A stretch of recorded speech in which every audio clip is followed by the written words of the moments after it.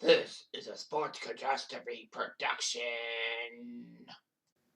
Hey there, hello there, it's Jeff Cutter Diamond welcoming you to another Sports Catastrophe birthday boy. The birthday boy for May the 16th is this man.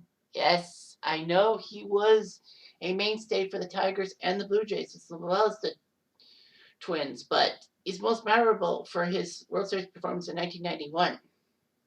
He's 66 years old now. He is a color commentator for the Detroit Tigers the the Tigers broadcast, TV broadcast. He played in baseball between 77 and 94 for the Tigers. Well, his main season with the Tigers, but he played for the Blue Jays and Twins. He was a five-time All-Star, 81, 84, 85, 87, 91, and played on 4 World Series championship teams. The 84 Tigers, which went wire to wire basically to win the AL East and then the World Series. That 35-5 start was terrible if you were a Jays fan.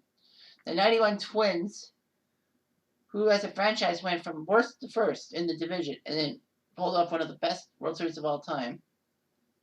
And the 92 and 93 Toronto Blue Jays. He was great in the postseason. He was 3-0 in the postseason in '84 with 2 complete game victories in the World Series. 4-0 in the '91 postseason with a 10-80 complete game victory in Game 7 of the '91 World Series. And was World Series MVP in '91. I think Kirk Gibson was the one in '84, but anyway. He won the most games and pitched the most innings in the 1980s. He's actually one of only 7 players in MLB history to win back-to-back World Series championships on different teams. Ben Zobrist was one. Ben Zobrist. I don't know. Oh, I guess he was for the 2015 Royals and 2016 Cubs. Jake Peavy. I didn't know Jake Peavy won a World Series title in the first place. Jake Peavy. When did he win the World Series? I guess, okay, because he played for Boston and San Fran. So 2013, Bo Sox, 2014 Giants. Yeah, that makes sense. Bill Moose Goodron for the Yankees. I guess the Yankees and Dodgers. So I guess maybe 63 Dodgers, 64 Yankees or something? Or 64 Yankees, 65 Dodgers. I don't know. Clem Lebin. Did he play for the Yankees? No, that can't be right. Clem Lebin. When did he win the World Series? He did that for the Dodgers, but like, where else did he play? Oh, okay. So Lebin played for the 59 Dodgers, and then he played for the 1960 Pirates when they won the championship. Okay, that makes a whole lot of sense. Don Gollett, I guess for the Reds and the Yankees. 76 Reds, 77 Yankees. And Ryan Theriot, same thing, Royals and Cubs. So anyway, he's worked as a color analyst for his teams and all that. And he's in the Hall of Fame since 2018. He was picked in the 5th round by the Detroit Tigers and broke into the starting rotation in 1979 with a 17-7 mark, which was pretty good. Basically, the Tigers were turned into contenders by basically the make of Jack Morris, Sparky Anderson, Kirk Gibson, Lou Whitaker, Alan Trammell, and Lance Parrish. Sparky Anderson was known as Captain Hook to pull his starters at the first sign of weakness, but Morris was known for finishing when he started. 175 complete games in his career. That's a rarity for a pitcher to have a complete game nowadays. Morris would have 20 complete games in 1983 and get his 21 season. However, April 7, 1984 was a memorable game. NBC had the game of the week on, and Jack Morris would face the Chicago White Sox at Old Comiskey Park. You know, the one that was around from 1910 to 1990. He would no-hit the White Sox there. It was amazing. His no-hitter was the first by a Tigers since Jim Bunny in 1958. So a long time coming, 26 years. He helped Detroit go coast to coast in the '84 season. And of course had a couple of big wins over the Padres in the World Series. Alan Trammell was named MVP. I thought it was Gibson. Trammell. Anyway, Jack Morris would have a great stretch with 21 wins. In 1987, Jack Morris had 18 wins to help the Tigers overcome the Blue Jays on the final week of the season to win the AL East. Unfortunately, he struggled in the ALCS against the Twins.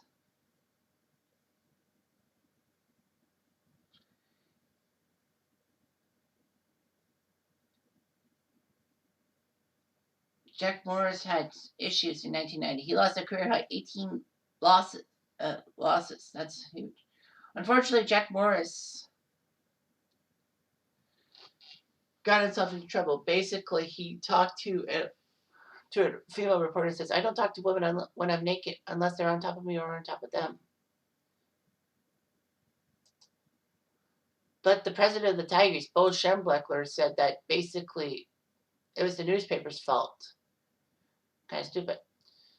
Detroit did not re-sign him, and Jack Morris decided to sign a one-year contract with his hometown Minnesota Twins. He did great, 18 wins, 3.43 ERA, and he had a good postseason for Minnesota and all that. Morris won both times against the Blue Jays in the ALCS, and his team went on to face the Braves in the World Series. Morris started games 1-4 and 7, going 2-0 with a 1.17 ERA. It was one of the best postseason performances in history in that Game 7. He threw 10 innings of shutout ball, and the Twins won in the 10th inning on a bloop single by Gene Larkin. Jack Morris would actually win the World Series MVP for his performance, obviously. But what people forget about that Game 7 of 91 is it could have went the other way. If Lonnie Smith hadn't fallen for a Chuck Knobloch decoy, then possibly the Braves would have made it 1-0 on him. But anyway, so then he decided to sign with the Blue Jays.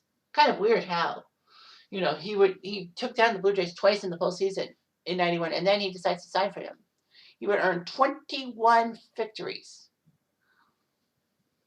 That was the first ever 20-win season by Blue Jay, with only 6 losses. All of that.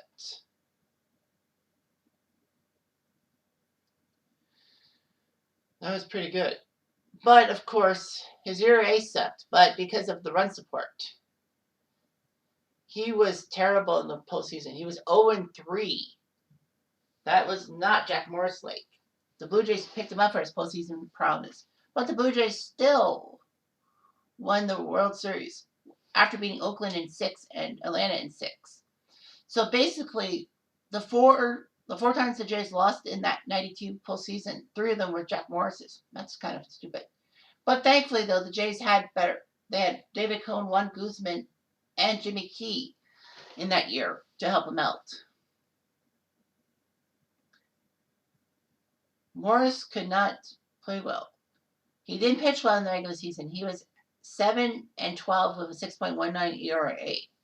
Kind of pathetic, don't you think? But he did have a season-ending injury, which didn't make him pitch in the postseason. But the Blue Jays still had some good starters. They had Guzman still. They got Stewart. They got a young Todd Stoudemire and a young Pat Hankin to help him out in the rotation. Morris made his 14th consecutive opening day start, which was a major league record at that time. So, yeah. Good. After the Jays got rid of him, Morris joined Cleveland in 94, but was released August the 9th. He was 10-6 with a 5.6 ERA. I don't know why Cleveland got rid of him. That was kind of stupid when he was above 500. He almost got to Cincinnati. But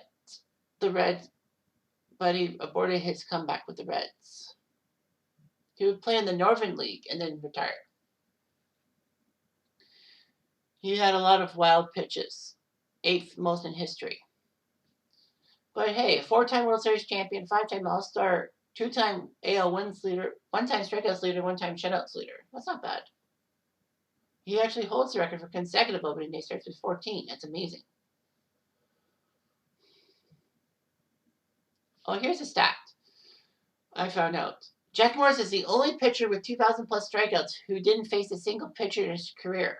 He pitched in the American League all his career, and he wasn't part of interleague. Oh. So yeah, so you would be a color analyst for the Blue Jays radio and TV stuff for a few years.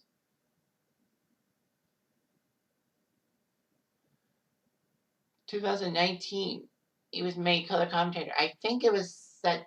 I think that was the season that the Tigers' top two TV voices were in trouble for something. But anyway, yeah.